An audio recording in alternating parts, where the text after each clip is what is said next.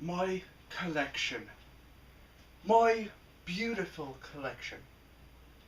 I have more games here than some people will see in a lifetime. But there's a problem with that. You see, once you start getting up there in numbers, once you start getting up around 5, 6, 700 games, you start to realize something. You start to realize that all of these games, whether a first-person shooter, action platformer, or a horror game, they all can fit into 4 categories. They're the great games, the ones that everybody talks about. There's Shovel Knight, a great game for the PlayStation 4, Wii U, and Xbox One. There's the Batman games, the Batman Arkham games. Great games, great beat 'em ups. Hell, Super Mario Bros. 3, and even the Legend of Zelda games. All great games. But then there are those 3 categories. The 3 people usually look away from.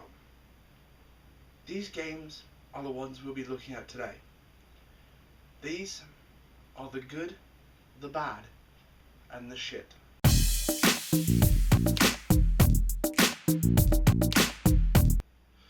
Hello everyone, I am the Video Game Addict, and yes, this is an episode of the good, the bad, and the shit. Today, to tie all of our games together, they will all be free games that you can get on Steam. So even if you may like something that I say is complete shit, you can still go get it and try it out for yourself. Now, the first game we'll be looking at is our good game of the day, as always, and that game is Card Hunter. Welcome to the show. Card Hunter is a turn-based RPG in which you take the role of 3 characters and play a Dungeons & Dragons-esque board game for those people who don't have friends to play D&D with. The characters in this game you play as are a warrior, a wizard, and a priest. However, you do get to choose their race from a human, dwarf, or elf. You can choose to have any in any spot, or in multiple spots. But the problem is there's no difference between an elf wizard or a dwarf wizard, or a human warrior or an elf warrior. But even with that, I chose to have a human warrior, a dwarf wizard, and an elf priest. The gameplay of this game is both complex and simple all at the same time. You use cards that you get from certain items, weapons, and armor, and you add those to your character. These cards are either an attack, movement, armor, or if you're the priest, healing. You use these cards on your turn when going back and forth with Gary, the dungeon master. Gary is the one who controls all of the bad guys on the board, as well as tells you the story of the dungeon before you get in it. Speaking of story, that is the one thing holding this game back from being on the shelf of great games. And yes, I do have one of those. Now, it's not the story about the dungeon, it's the story going on above the board game. I haven't gotten that far in it, but here's what I know. Gary orders a pizza for everyone playing, and sees that the pizza girl is gorgeous, so I guess she looks like a WWE diva. When he sees her, Gary gets nervous and she leaves after he pays her. But Gary wants her to come back so he can ask her out. But he needs an excuse for calling her back. His excuse is he found a barrette, which he believes is hers, so he calls her back to the house. This is as far as I've gotten. I'm guessing at the end there is a lot of fun. The problem with the story is the nature of the game. RPG games are not meant to be binged, and because of this one having a structure of level-based, it's made to be left for a month or 2 and then you come back to it, which is what I do. The problem is because you forget some of the story, you end up stop giving a shit, and it's just there as background filler. Card Hunter definitely is a good game and does definitely belong in anyone's Steam library, especially if you love that type of game. Now we'll be looking at our bad game. This one is called Dev Guy. Dev Guy is a heavily story-based game, similar to Heavy Rain. But because there's no voice acting, there's no one screaming, Jason! The story of this game is complete crap. You need to make a game for tomorrow, but your car, which had your flash drive in it, gets towed away. So you call to get it back. It comes back and your flash drive was wiped by the tow truck driver. So now you have to steal 5 games from the other tenants in the building to make your game. Yup, that's a lovable protagonist. So what are the games? Well, the first one is a heartbeat simulator. Basically, you click on the heart to keep the bar in the green area so that the green bar doesn't completely deplete. The problem is when the character is sleeping, the bar drops so slowly and the green bar drops so quickly, you have to wait for it to drop below the green area to hit the button. It's a bad game. The next game is an artsy title, where you go down a hallway and open a box. It's only like that so that dev guy can complain.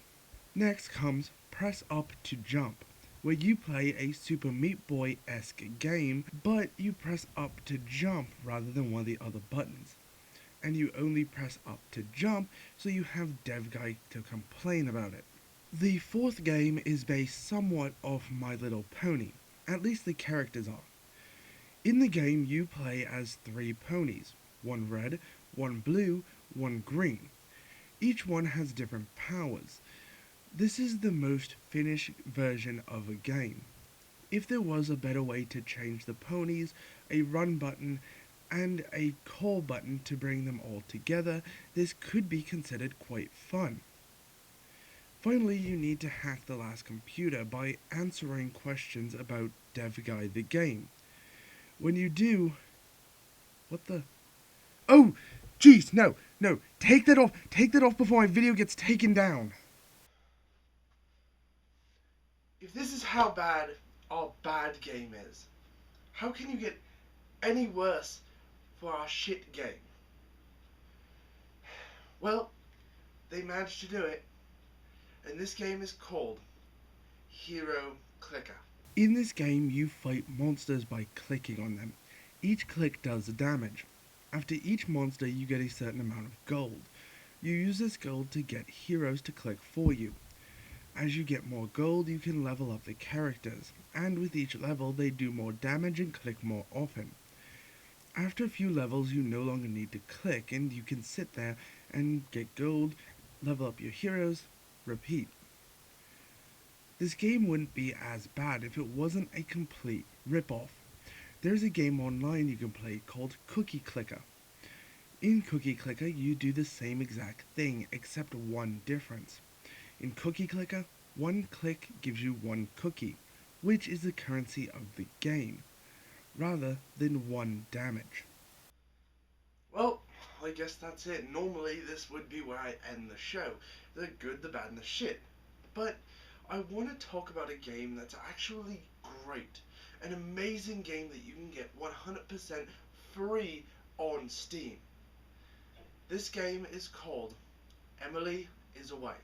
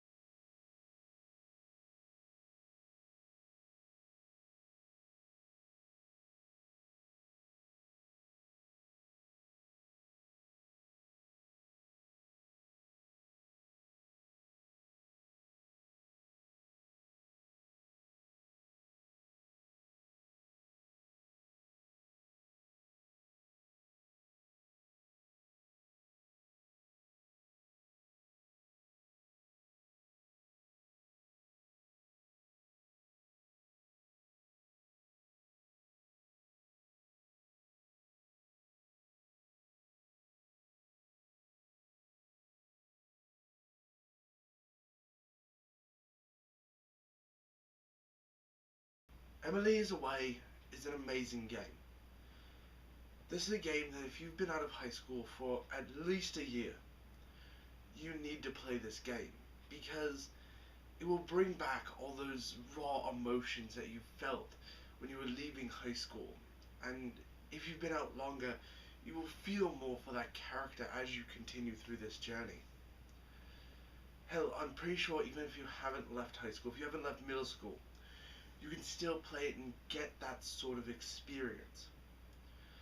Granted, it won't be as strong, because leaving elementary school, leaving middle school is a lot different compared to leaving high school.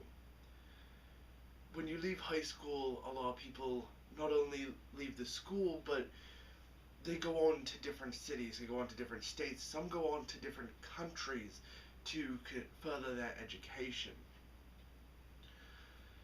You definitely will be able to feel that emotion of losing friends and the fear of losing friends through this game.